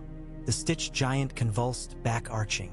Green fire pulsed behind its sewn-shut eyes, wildfire capsules encased in quartz embedded in sockets. Qyburn smiled as it sat upright. Order? It croaked, voice like gravel sliding. Stand. Qyburn watched the automaton rise, joints popping. March. It shuffled 3 paces before pausing. Qyburn nodded to 2 attendants. Fit the breastplate. They heaved interlocking plates etched with sigils. Lion merged with crow's skull. Over the broad chest they screwed a small valve. Qyburn twisted the valve. A hiss of wildfire gas seeped. When valve releases fully, he instructed the attendants, touch sparkstone. Enemy becomes ash. He rubbed hands together, exhilarated. We have 23 more frames ready. Enough to guard the queen, or topple her if she disappoints. A footstep echoed. Varys emerged from shadows, bald head gleaming. You risk everything, he murmured. Monsters breed revolt. Qyburn shrugged. Revolt breeds monsters. I merely shepherd balance. Varys' eyes narrowed. I will speak to no one yet, but remember, spiders we've unseen. Qyburn showed teeth, and crows feast unseen. He returned to his creation, adjusting wires humming faint with sorcery stolen from pyromancer's scrolls. At Eastwatch by the Sea, Jon Snow supervised the mounting of new dragonglass ballista bolts along the battlements. Snow lashed his hair as squalls swept the gray sea. Davos stood by, counting barrels. A horn blast cut the wind 3 notes. Dead approaching. Jon pivoted. Far off on the ice-strewn water, shapes moved. Rafts of corpses drifting south, pushed by a north wind. Eyes glowed in the gloom. Catapults, quick! Jon ordered. Crews loaded barrels packed with wildfire shipped from King's Landing. Flames met ice. Corpses crackled, but more bobbed behind, unbothered, sliding around flames toward shore. Jon's heart hammered. They test us. He glanced skyward for dragons, but horizon offered only gulls. He gripped Longclaw. Signal Castle Black. Tell them winter has reached the sea. Davos' voice was grim. And if Castle Black falls, nothing stands between them and the gift. Jon stared at flickers along the ice, blue lanterns in a never-ending procession. Then we stand, even if alone. 3 nights later, Euron's fleet slithered into the gullet, sails blacker than starless sky. On the Silence's foredeck he clutched Dragonbinder again, lips cracked, veins bulging. The horn wound its silent scream. On Dragonstone's cliffs, sentries watched Viserion will overhead, then abruptly bank toward the sea, eyes glowing unnatural violet. Rhaegal sensed the dissonance, screeching warning, but Drogon was leagues away with Daenerys inspecting coastal watchposts. Viserion descended, landing on the Silence with bone-shaking thunder. Euron approached, eyes wild with ecstasy. Burn Driftmark, he whispered into the dragon's ear spines. Viserion's chest heaved. Blue-white flame erupted. Melting masts of a Valerian fishing fleet anchored below. Sailors leapt into boiling water.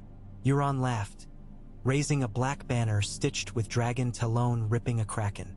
On shore, Gendry ran to the forge tower, alarm bell clanging.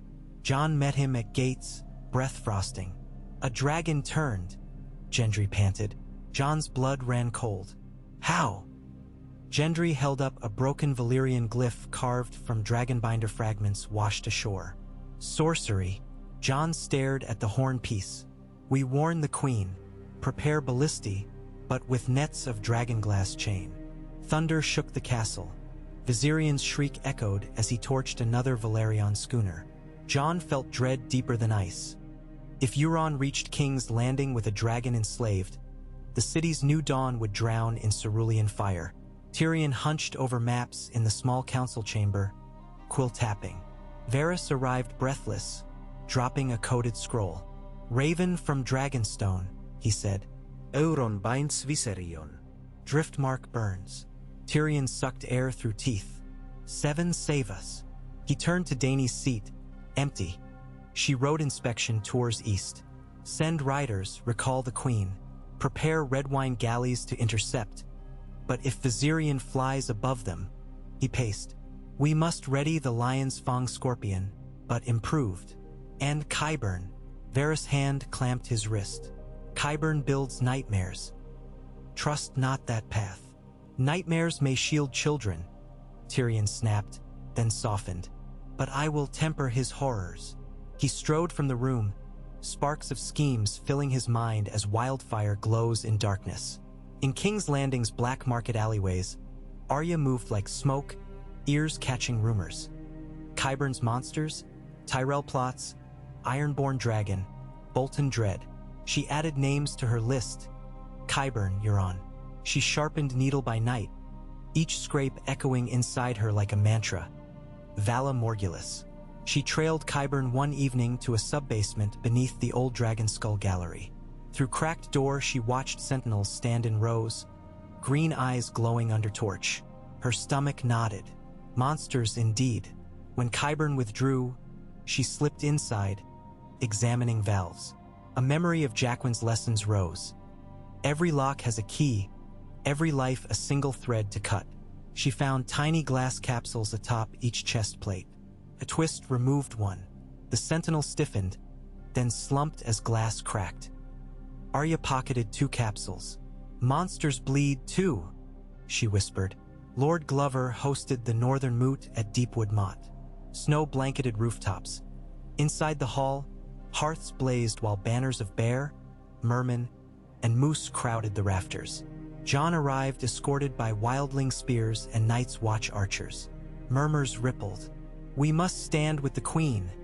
Jon addressed the gathering, voice echoing. Dragons will fight with us, but only if we fight beside them. Lord Manderley, cheeks rosy with wine, rumbled laughter. Dragons burn, Boltons flay. North remembers the taste of both.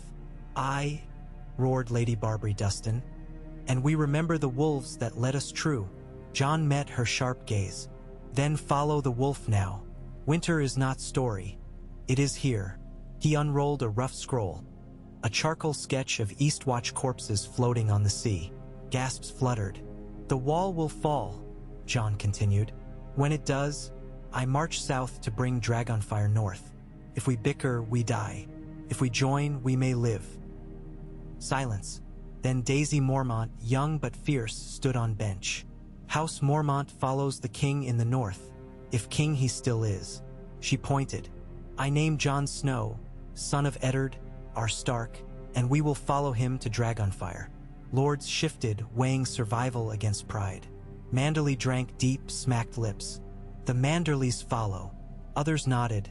Tall Hearts, Ryswells, Serwins. Lord Glover hesitated, then bowed. The moot erupted in thundering fists on benches. Jon exhaled, but relief was dagger-thin. Alliances forged of desperation can melt like ice in ambush of fear.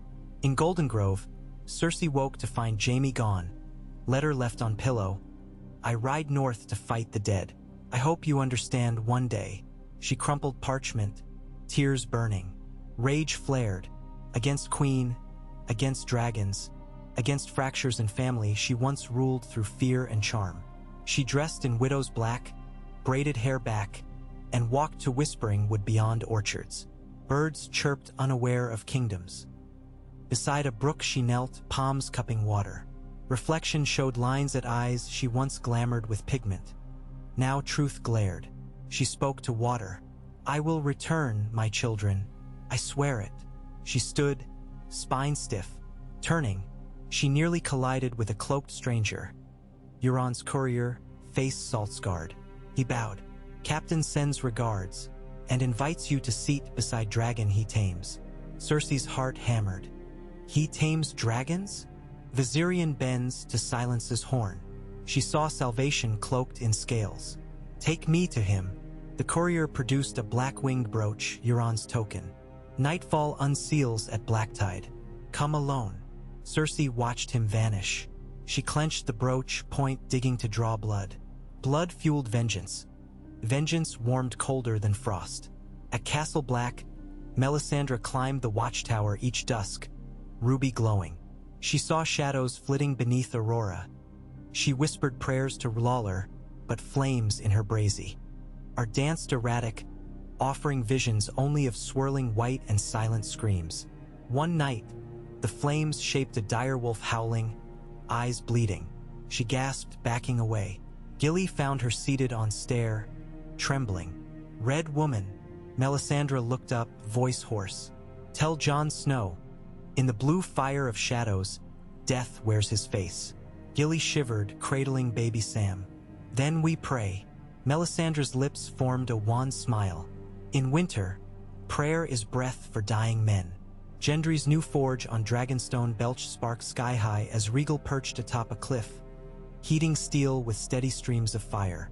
Gendry, Jon, and a crew of smiths hammered glowing billets, folding dragonglass powder into Valyrian cores. The first blade emerged, midnight steel rippling with iridescent veins, edges dark as raven wings.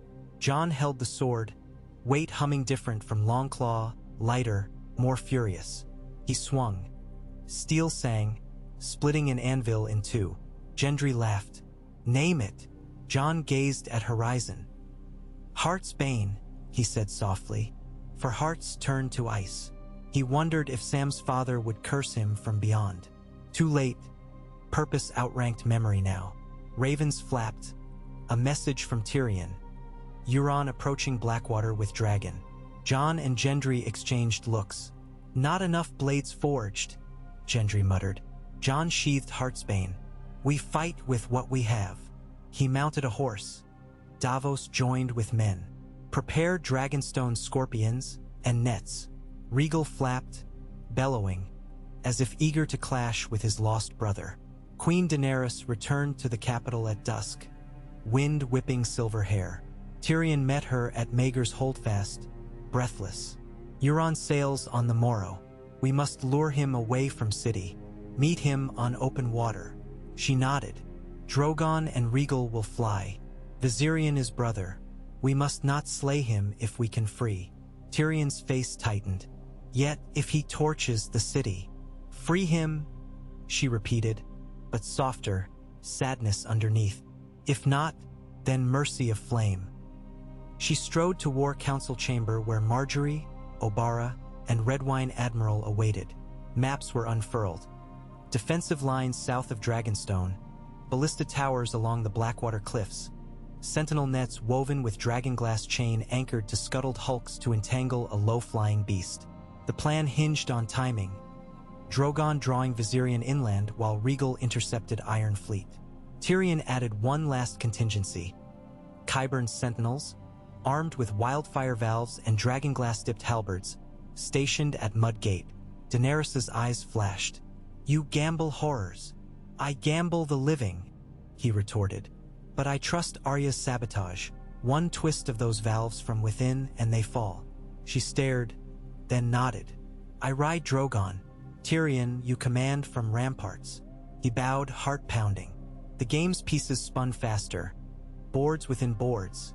Yet endgame loomed not in checkmates but in cold dawns. Dawn of battle broke stormless, sea polished like slate. From the Red Keep's high tower, Tyrion watched sails blacken the horizon.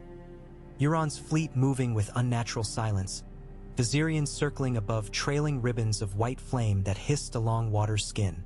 Behind the silence flew captured Lannister and Tyrell warships, hulls scorched yet serving their new master. High on a thermal, Drogon appeared, a black comet. Daenerys leaned low against his neck, whispering. Regal sword beside, Jon mounted behind his helm like a shadowed rider, Heartsbane strapped across back. Viserion shrieked, eyes violet fire. Drogon answered with roar deeper than catacombs. Air crackled as brothers collided above bay, talons slashing. Blue-white flame met red-gold. The meeting exploded into a shockwave that rattled turrets. On decks below, Euron grinned, raising horn again. Wind whistled. New silent scream. Viserion stopped mid-slash, turning head as if strings yanked. Drogon clawed but missed. Euron Loughead. Until a ballista bolt from Dragonstone's cliff struck the horn, shattering it into obsidian shards that sliced sailors around him. Euron's staggered, blood-painting face. Viserion's eyes flickered gold, then violet, then confusion. Drogon headbutted, knocking him sideways. But even freed, the dragon thrashed in pain. Chains of silver glyphs still bit his neck. Jon urged Regal into dive. Near supersonic descent ended in collision with Silence's mast. Wood exploded. Regal crashed onto deck, scattering reavers. Jon leapt, drawing Heartsbane, cutting through Ironborn swarming. He spotted Euron stumbling, wrestling free of rigging, drawing a serrated axe. Stark Bastat. Euron Roared. He swung, sparking against Jon's parry. Axe notched Heartsbane but did not break. Jon ducked, slashed leg. Euron howled. Overhead, Viserion spiraled toward shore. Wildfire-etched nets catapulted by scorpions unfurling. The dragon tangled, wings fouled, plunging into shallows near Mud Gate, thrashing a plume of seawater and flame. Sentinels marched to meet him. Tyrion watched horrified. Nets held, but Qyburn's metal giants advanced, valves hissing green. Arya, hidden atop parapet, snapped her crossbow. A glass capsule burst. First sentinel convulsed and fell, wildfire valve igniting armor into molten spray. Two more followed. Tyrion exhaled. Sabotage worked. Yet 5 remained, glowing eyes fixed on dragon. They raised halberds, tips shimmering dragonglass. If dragon blood spilled into wildfire, archers, Tyrion bellowed. Flaming arrows rained, striking valves. Explosions rocked quay. Sentinels burst like sickly fireworks. Waves quenched flame. Viserion bellowed, free of threat, but wings still chained. On the silence, duel raged. Jon parried Euron's furious blows, feeling axe bite his pauldron. He rolled, stabbing thigh. Euron spat blood. Lightning cracked though sky clear, unnatural energy from Skagosi, witchcraft swirling around him. He lunged, only to meet Regal's jaws. Green Drake clamped, lifted Euron screaming, then hurled him into sea where his voice silenced in froth. The Silence's crew froze, leadership lost. Jon climbed Regal's neck. Together they ascended. On shore, Daenerys landed Drogon near Viserion. She approached, unafraid, whispering in High Valyrian. Chains hissed. Viserion's pupils widened in recognition. He bowed head. She stroked frosted scales, then commanded Unsullied to pry locks. When final shackle snapped, Viserion shook, roaring skyward. Blue flame subsided to gold. Eyes cleared. Brothers reunited. They soared, circling the bay where ironborn ships now scattered under Redwine galley bombardment. Tyrion collapsed against battlement, trembling relief. He spotted Arya through smoke. Their eyes met. She gave small nod, then slipped among fleeing crowds, silent as legend. That night torches ringed Blackwater Bay, reflecting off water now calm but littered with charred hulls. Euron's body did not surface. Rumor insisted a kraken took him. Others swore ghostly dragons snatched soul. Either way, threat was ended for now. In the Grand Hall, Daenerys convened a council of war and winter. Jon arrived still blood-flecked. They spoke of joining forces north. Dragons escorting fleets bearing grain and weapons to White Harbor, armies south marching north come thaw. Tyrion proposed a marriage alliance, Jon and Daenerys, to cement union. Silence burned. Jon looked to Dany. She to him. Old Targaryen blood coughed ancient secrets. but future steered hearts. They requested solitude. On a balcony overlooking Starlit Bay, Jon spoke. My duty is to north, your duty to realm. If our paths join, must it be on altar? Daenerys traced railing. Marriage is a chain. I have broken chains all my life. Jon's voice softened. Sometimes chains bind two so they cannot fall. He offered her Heartsbane's hilt. I forged this with fire. Take it, no vows needed. Let it remind us what we fight for. She accepted, weighing blade. Very well. We fight for Dawn. They returned to council, announcing no marriage but alliance sealed by shared command. Jon named Warden of the Realm's North. Daenerys, Queen of Dragons. Tyrion, hand to both. Applause rose. Dissenters bit tongues. In Winterfell's Godswood, Ramsay Bolton flayed a rabbit while listening to his father's messenger. Euron defeated, dragons united. Roose's expression was stone. We send hostages to King's Landing as pledge, he ordered. Ramsay laughed, but Roose's blade flashed. Blood splattered the weirwood trunk. Ramsay looked down, eyes wide at dagger buried in gut. Roose whispered, Flayed man taught me. Strike before scream. He twisted. Ramsay collapsed, crimson staining snow. Roose turned to Maester. Prepare ravens. Bolton kneels. In Old Town, Sam received Jon's raven. Victory at Blackwater. Call to gather north. He smiled at Gilly. We go home, he said, with knowledge sharper than swords. Archmaester Ibroz entrusted Sam with 15 volumes of Long Night lore and experimental wildfire extinguishing powder derived from black sand. Guard them, he said.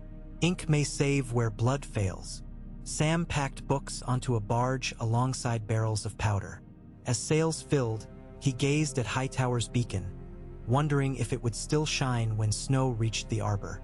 Qyburn knelt amidst shattered sentinels, licking burnt fingers. Curious, he muttered, studying Arya's broken capsules. Sabotage from within. He pocketed fragments of needle's haft found near valve. A girl with many faces, he mused. I must craft a face she cannot pierce. He turned to surviving apprentices. Begin forging Eidolon Mark II. We incorporate dragonglass mesh skin, shards sewn under boiled leather, and remove valves. Apply alchemist's resin instead. Touch ignites only if skin pierced. He smiled. Death becomes more delicate. Deep inside Casterly Rock, Jane led surviving miners through labyrinthine adits to a secret sea exit. She carried Tywin's old war ledger listing debts owed by Reach merchants, loans unclaimed. Gold is breath, she whispered. We breathe yet. Days later, she sailed a tiny skiff east, bound for King's Landing, ledger in satchel. All lions save her were dead or scattered. But gold remains loyal. With gold, she would buy back armies, buy back rock, perhaps buy back name. She steered into sunrise, hair whipping like banner. The army gathered at White Harbor's frost-whipped docks stretched leagues. Northmen in bare furs, knights of the Reach wearing straw-padded cloaks, Dornish spearmen shivering yet unbowed, unsullied forming silent phalanxes, wildlings grinning at city walls they never dreamed to see. 3 dragons roost on cliffs, wings framing horizon. Jon rode through ranks beside Daenerys. Lords bowed, some stiffly, some with admiration. Tyrion tallied supplies, shouting at quartermasters. Gendry opened crates of dragonglass weapons, shining black like night water. Sam arrived with scroll chests, Knights of the Vale processed behind Sansa Stark, who'd ridden east after hearing Bolton's capitulation. Brother met sister in Gatehouse. Jon embraced Sansa. She smiled, pressing a parchment with Winterfell seal. Bolton's bend knee. Roose offers host and grain, begs mercy for sins. Jon read, jaw set. We accept. But watch him. He gazed at thronging soldiers. United by fear, must become united by hope. Sansa's eyes glinted. Then we give them banners. Wolf and dragon entwined. Night King's army reached Last Hearth. Torches blazed from parapets, but walls crumbled under undead giants. Within hours, House Umbers keep burned sapphire as white fire spread.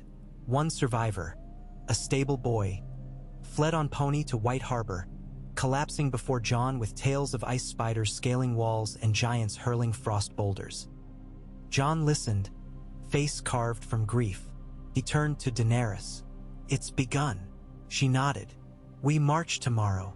That eve under Aurora, Jon addressed the camp. "The long night does not care for crowns, cares only that we freeze. Tonight we eat, sing, sharpen blades. Tomorrow we ride into storm behind fire that answers none but the living." Dragons roared above, breath illuminating snow like dawn too soon. Men raised cups, women lifted spears, children in supply wagons whispered prayers. The great war no bard wished to sing sharpened its scythe. Arya crept among tents, dagger ready, searching faces for Roose Bolton. Instead she found Sandor Clegane, the hound, gnawing mutton by fire. He glanced up, scowl melting to weary grin. "Little wolf." She sat, silent a moment.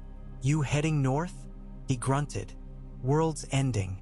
Figure I'll send a few dead men back to hell." He tossed her extra chunk. She chewed.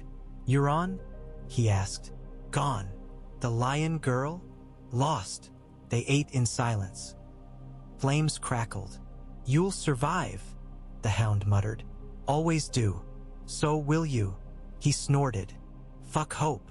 But he handed her a throwing axe before stomping off. Arya smiled, stashing it. Allies wore strange faces. Cersei met Euron's surviving first mate at Blacktide's ruined tower. He offered her the last shard of Horn's mouthpiece, still pulsing faintly.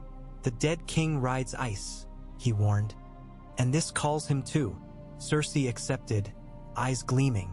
"Then I will call death to my enemies." She turned toward distant east, where war drums pounded, alone against armies. Yet cunning is a blade honed by desperation. She vanished into night, piece of horn hidden within cloak. At dawn, columns marched north. Snowflakes bigger than coins fluttered from iron clouds. Dragons soared overhead, black, green, white gold, wings beating thunder into frozen air.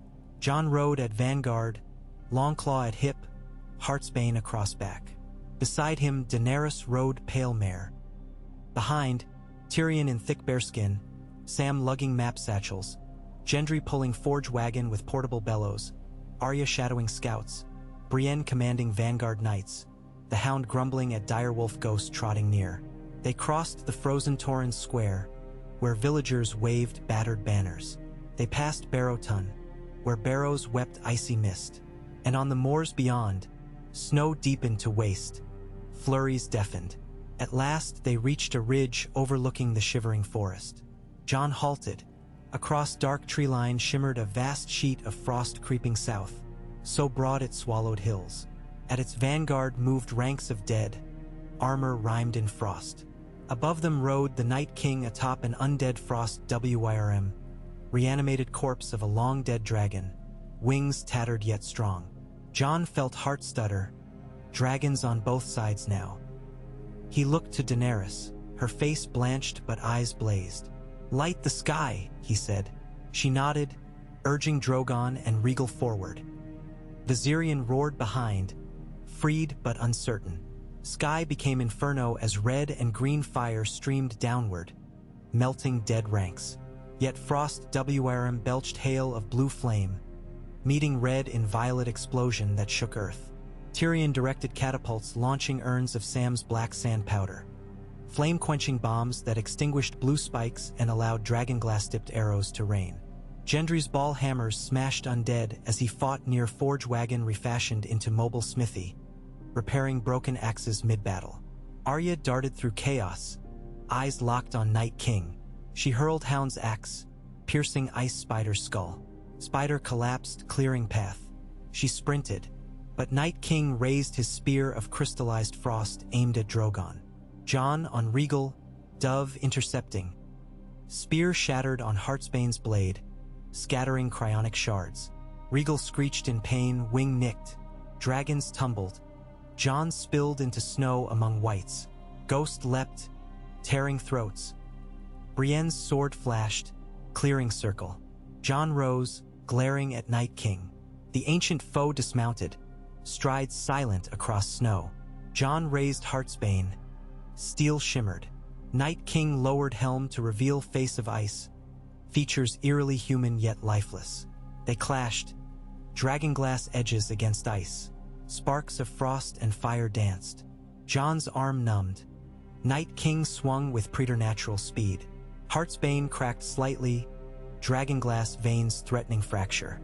But behind Night King, Arya lunged, Valyrian dagger poised.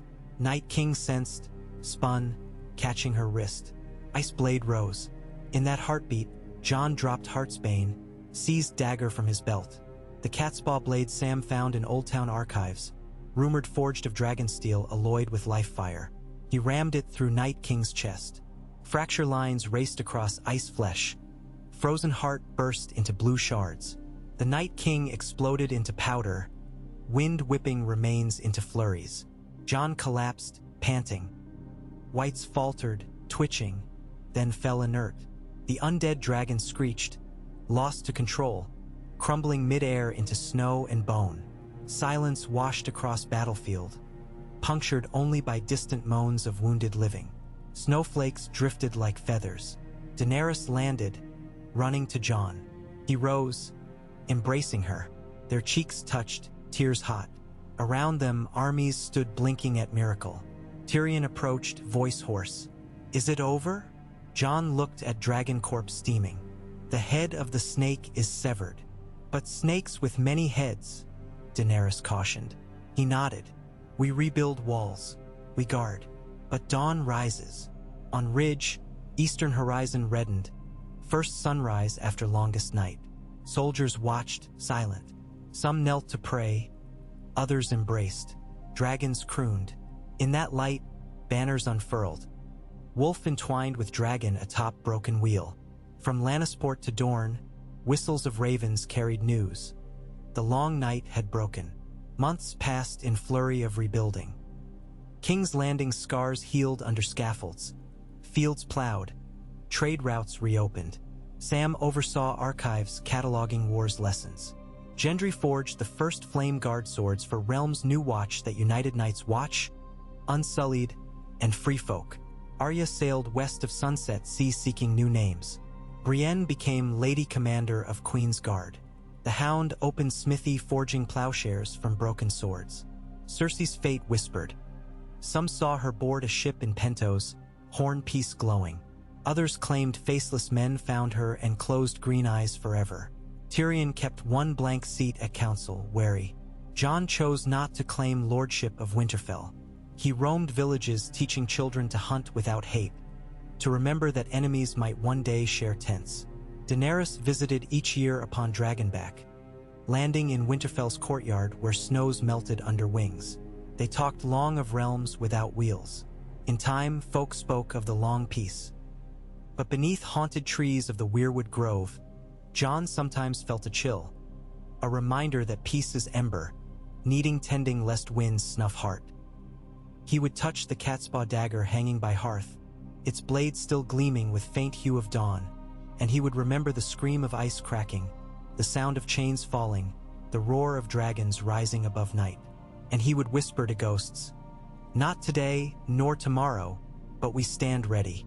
Thus the realm endured, bound not by lions or dragons alone, but by oaths forged in frost and tempered in fire, held by the simple, stubborn will of those who had seen the dark and chosen still to turn their faces toward the light.